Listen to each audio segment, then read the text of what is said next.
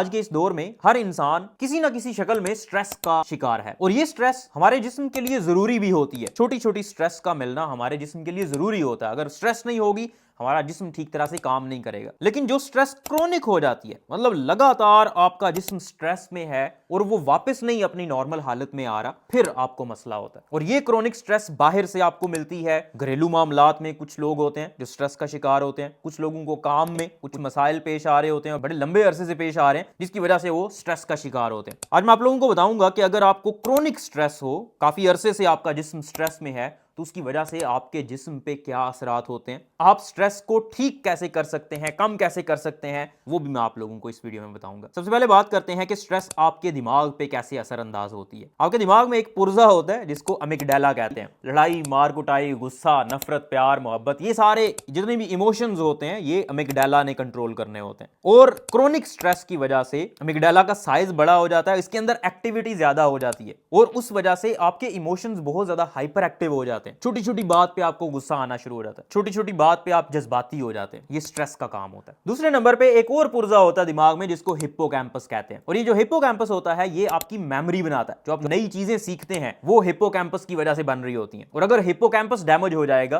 तो आप नई मेमोरीज नहीं बना सकते। और स्ट्रेस की वजह से हिप्पोकैम्पस श्रिंक हो जाता है, कम हो जाता है, उसका साइज कम हो जाता है। और फिर आप अंदाजा लगा सकते हैं अगर आपको क्रोनिक स्ट्रेस होगी, आपकी मेमोरी ठीक नहीं रहेगी, यादाश्त कमजोर होना शुरू हो जाएगी। और सिर्फ यही नहीं, एक और दिमाग का पुर्जा होता है जिसको प्रीफ्रंटल कॉर्टेक्स कहते हैं। और ये वो पुर्जा है जो इंसान को इंसान बनाता है। और अगर किसी का प्रीफ्रंटल कॉर्टेक्स निकाल लिया जाए तो उसमें और जानवरों में कोई फर्क नहीं रहेगा, क्योंकि ये हमें रीजनिंग प्रोवाइड करता है, सोचने समझने की, फैसला लेने की सलाहियत देता है। और क्रोनिक स्ट्रेस की वजह से इसके ऊपर नेगेटिव असर पड़ता है और हमारे फैसले ठीक नहीं होते। फिर इसके साथ साथ आपके जिस्म में थकावट होना शुरू हो जाती है। हर वक्त आप थके थके महसूस करते हैं और उसकी वजह होती है एक हार्मोन जिसको कॉर्टिसोल कहते हैं। कॉर्टिसोल नॉर्मली आपके जिस्म में पैदा होता है। सुबह सुबह जब आप उठते हैं तो काफी ज्यादा अमाउंट में होता है और फिर आहिस्ता आहिस्ता कम होना शुरू हो जाता है। एक नेचुरल साइकिल होता है इसका। और क्रोनिक स्ट्रेस की वजह से कॉर्टिसोल के लेवल्स धर्म भरम हो जाते हैं और फिर आपका वजन ज्यादा होना शुरू हो जाता है, आपको थकावट होना शुरू हो जाती है और आपके मूड चेंजेस आना शुरू हो जाते हैं और नींद भी खराब होना शुरू हो जाती है। अब बात करते हैं इस स्ट्रेस को कम कैसे किया जा सकता है। सबसे पहले तो आइडेंटिफाई करना, पहचानना बड़ा जरूरी है कि आपको स्ट्रेस है भी या नहीं।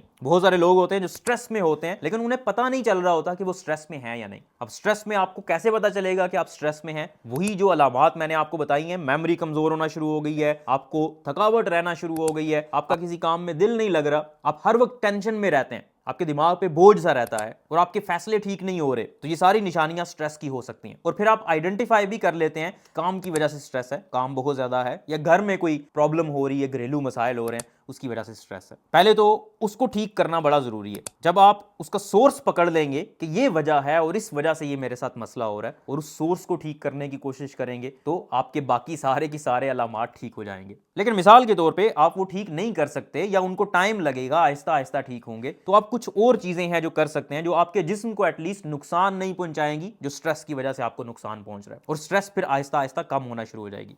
पहले नंबर पे स्ट्रेस सर्किट ब्रेकर्स है, मतलब वो छोटी छोटी एक्टिविटीज हैं जिनकी वजह से स्ट्रेस का जो साइकिल आपके दिमाग में और आपके जिस्म में चल रहा होता है वो टूट जाता है और स्ट्रेस थोड़ी देर के लिए कम हो जाती है। वो कौन सी एक्टिविटीज हैं? डीप ब्रीदिंग, गहरे लंबे सांस लेना। थोड़ा सा टाइम निकालें, 5 मिनट 10 मिनट निकालें और गहरे लंबे सांस लें। उससे आप खुद महसूस करेंगे कि आपका दिमाग क्लियर होना शुरू हुआ है और आपके जिस्म से टेंशन कम होना शुरू हुई है। फिर इसके बाद माइंडफुलनेस होती है। माइंडफुलनेस का मतलब ये होता है कि आपने अपने दिमाग में, देखें हमारे दिमाग में हर वक्त बहुत सारी चीजें चल रही होती हैं, मुख्तलिफ तरह की सोचें आ रही होती हैं। आपने माइंडफुलनेस में बेसिकली उन सोचों को बाहर निकालना है और किसी एक चीज के ऊपर फोकस करना होता है। बेसिकली आपने अपने दिमाग को ट्रेन करना होता है कि आपका दिमाग किस चीज के बारे में सोचे और किस चीज के बारे में ना सोचे। माइंडफुलनेस की बहुत सारी एप्स मौजूद हैं, वो आप इस्तेमाल कर सकते हैं, जो आपको गाइड करती हैं कि आप कैसे अपने आप में माइंडफुलनेस लेकर आ सकते हैं। फिर तीसरे नंबर पे नींद का पूरा करना बहुत जरूरी है। नींद आपके जिस्म के लिए इंतहाई जरूरी अमल है। हम अपनी जिंदगी का एक तीसरा हिस्सा नींद में गुजार देते हैं। इससे आप अंदाजा लगा सकते हैं कि नींद हमारे लिए कितनी जरूरी होगी। अब नींद पूरी आपको कैसे पता चलेगा कि आपकी नींद पूरी हुई है या नहीं? जब आप सो के उठते हैं, अगर आपको थकावट है, और आपको ऐसे लग रहा है जैसे आप अभी ठीक तरह से सोए नहीं है, तो डेफिनेटली आपकी नींद पूरी नहीं हो रही। अब कुछ लोग होते हैं जो